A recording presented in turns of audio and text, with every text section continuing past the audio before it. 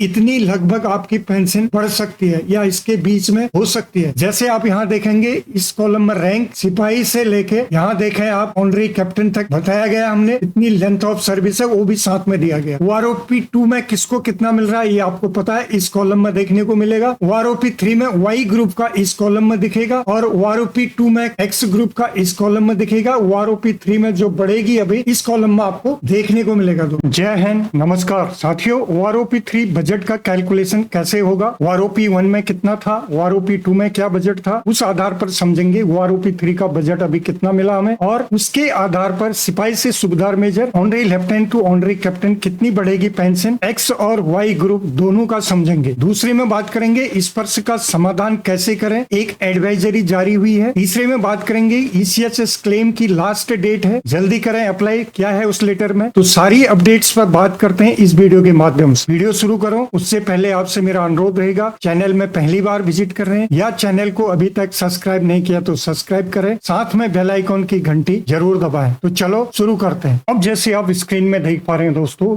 ये central organisation ECHS adjutant general branch के द्वारा 24 जुलाई 2024 को ये लेटर निकाला गया। यहाँ पर आप देखेंगे all regional centres AMA ECHS embassy of India Nepal all PCs को ये दिया गया दोस्तों। इसका सब्जेक्ट है वन टाइम क्लेम सेटलमेंट अदालत for claims lodged in NMI beyond 180 days recommended for rejection stale और lapsed claims due to pending queries. और यहाँ आप देखेंगे कॉपी 2 में ये इनको भेजा है, ये आप यहाँ पर देखेंगे OIC क्लेम्स के साइन है और इसमें एक लेटर भी 22 जुलाई का ये अटैचमेंट किया गया दोस्तों। इस लेटर का संक्षिप्त में मैं आपको बता दूं, इसमें बताया गया है कि जो भी लंबित क्लेम के निपटारे के लिए एक बार के निपटारे के संबंध में जानकारी दी गई है। इसमें उल्लेख किया गया है कि 180 दिनों से अधिक समय से लंबित दावे जिन पर आपत्ति की गई थी या जो लंबित प्रश्न के कारण लंबित हैं, उनके लिए निम्नलिखित कार्रवाई की जाएगी। अब उसमें कार्रवाई क्या कर दी जाएगी, इसकी डेट थी और 31 अगस्त 2024, अब इसको बढ़ा के इन्होंने कर दिया 30 सितंबर 2024, यानी कि अब 30 सितंबर 2024 तक आप अपना जितना भी पेंडिंग बिल है उनका सेटलमेंट क्लेम कर सकते हैं दोस्तों। अगली अपडेट में बात करेंगे कि इस पर के लिए एक गाइडलाइन जारी कर दी गई है। जैसे कि आप देख पा रहे हैं, मुख्यालय पूर्व UPM MP सब एरिया के द्वारा ये निकाली गई PCDA पेंशन प्रयागराज पूर्व सैनिकों और उनके परिवार के लिए स्पर्श से संबंधित समस्याओं का समाधान। तो इसमें जो भी आपकी समस्या है स्पर्श से संबंधित, उनको कैसे ठीक करना है, क्या क्या आपने कार्रवाई करनी है, इसके अंदर पूरा ये एक बुकलेट टाइप है दोस्तों, इसमें सारा बताया गया है। ये आप इसमें पढ़ के और हिंदी में है, आप समझ के खुद अपने आप ऑनलाइन इस पर काम कर सकते हैं दोस्तों। इसकी कॉपी मैं वीडियो के अंत में एक लिंक दे दूंगा, उस लिंक में ये एडवाइजरी मिल जाएगी, वहां से आप डाउनलोड करके अपने पास रख सकते हैं। अब इसमें सारे कॉन्टेक्ट नंबर भी दिए गए हैं, रिकॉर्ड्स के भी दिए गए हैं।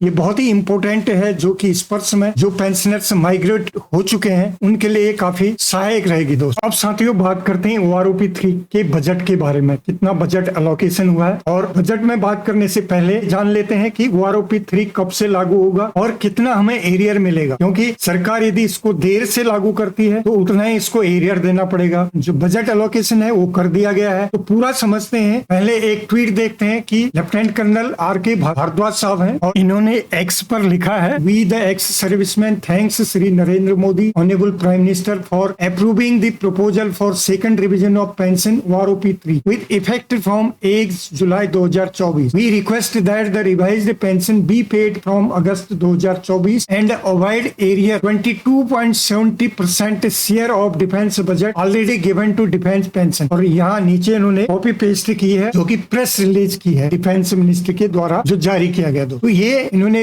रिक्वेस्ट की कि अगस्त महीने में ही इसको दे दिया जाए। अब तो जुलाई तो चले गया, जुलाई में हो नहीं सकता है, तो अगस्त में देने की इन्होंने बात कही गई दोस्त। वैसे भी हमें समझना पड़ेगा कि जितना सरकार इसको देरी करेगी उतना उसको ज्यादा फिर एरियर देना पड़ेगा, इसलिए सरकार इस पर ज्यादा देर नहीं करेगी, जल्दी हमें लागू हो जाएगा, हो सके तो अगस्त तक और ज्यादा से ज्यादा सितंबर फर्स्ट वीक तक अनाउंसमेंट इस पर हो सकता है दोस्त। अब OROP 3 में हमें बजट कितना मिला, ये रक्षा मंत्रालय का प्रेस रिलीज है। केंद्रीय बजट 2024 2024 जो रक्षा मंत्रालय को दिया गया वो 6.22 लाख है। और उसमें से जो पेंशन बजट है दोस्तों, हमें पेंशन बजट देखना पड़ेगा। ये है रक्षा पेंशन बजट जो कि 1.41 लाख करोड़ रुपए किया गया है। रक्षा पेंशन के लिए कुल वित्तीय आवंटन 1,41,205 करोड़ रुपए है, जो कि 2023-24 के दौरान किए गए आवंटन से 2.17% ज्यादा है। तो ये माना जा रहा है कि ये जो ज्यादा दिया गया, एक तो एक्स सर्विसमैन हर रिवीजन में 4 से 5 लाख बढ़ जाते हैं। पहले जब 25 थे तो अब इस बार ये 32 लाख होंगे दोस्तों। अब सवाल यहाँ पर ये उठता है कि क्या ये जो बजट एलोकेशन है इसमें OROP 3 का कितना करोड़ होगा, वो तो दिया नहीं है, परसेंटेज में यहाँ पर बात कही गई है, ज्यादा इतना दिया है। लेकिन यदि हम माने तो OROP 2 में लगभग 8,000 करोड़ का बजट एलोकेशन किया गया था OROP 2 के लिए। और उस टाइम हमें समझना पड़ेगा जो DADR था 31% था, और आज OROP 3 के टाइम